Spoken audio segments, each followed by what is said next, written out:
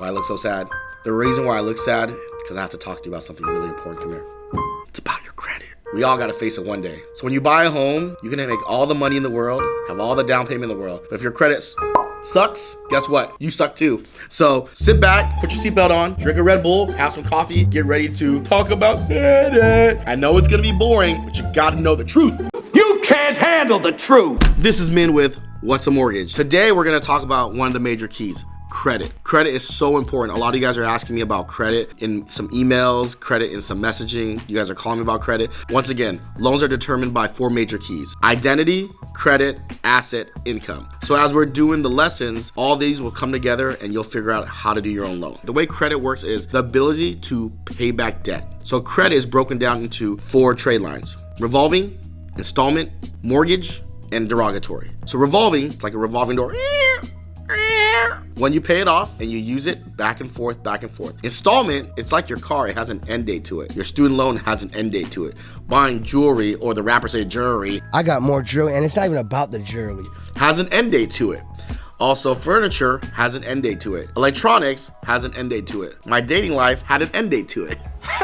So pretty much that's installment. Mortgages, the word mortgage has its own category because mortgage has installment and it has a revolving. Home equity line of credits, those are revolving. You can borrow money against your house and you can use it back and forth, like a revolving door. But there's also mortgages out there that have an end date, like your typical 30-year fixed loans or your 15-year fixed loans. And the last one, all the college students, everyone between the ages of 18 to 25 have them, derogatories. Derogatories are medical, charge-offs, and collections. So medical, if you have a medical bill, guess what? You're in luck. The banks don't count it against you. If you have a charge-off, guess what? The banks don't count it against you either. Collections though, if you have a collection, you have all your collections together, if it's over $2,000, you have to hit it against 2% of your total collection. So if it's $2,000, $2,001 times 2%. That's what they would count against your obligation. A lot of you guys are asking me, what's the difference between a charge-off and a collection? Collection means they're still hunting you down. They have faith that they can gotta get you. I'm gonna get you. But charge-off means, bye Felicia.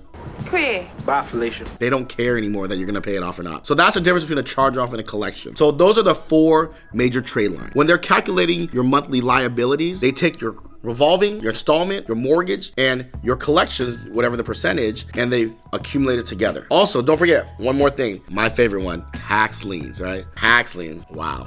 I don't believe I said that word out loud. Yeah, your tax liens pretty much, as long as you're making monthly installment payments, guess what? You can still get a home. A lot of you guys are afraid out there because you have tax liens. Face it. Sometimes you gotta face that Goliath and set up monthly payments. They're gonna count it against your liability. So as long as you start, what I would do, if you don't wanna call a lender, you don't wanna talk to a loan officer, unless it's me, I want you guys to jot down all your monthly debt. Write down all your credit card monthly payments. Write down all your installment payments. Write down any collections or tax lien payments and come up with a number. Let's say if you bought a house for $400,000, if you went FHA and then the monthly payment was $2,500 and your total monthly credit card or your credit monthly payments is $2,000, that's $4,500. That means you would need to make $9,000 a month just to qualify for a $400,000 house.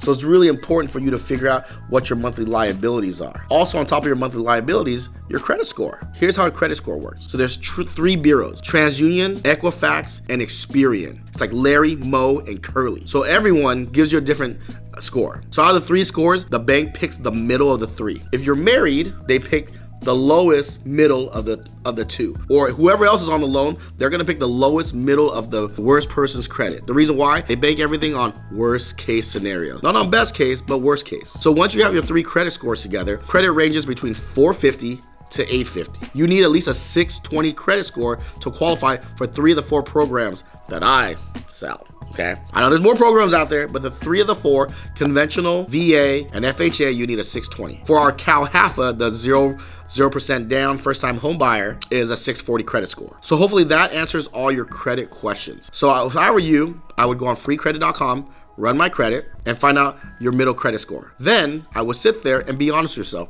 Write down all your monthly liabilities.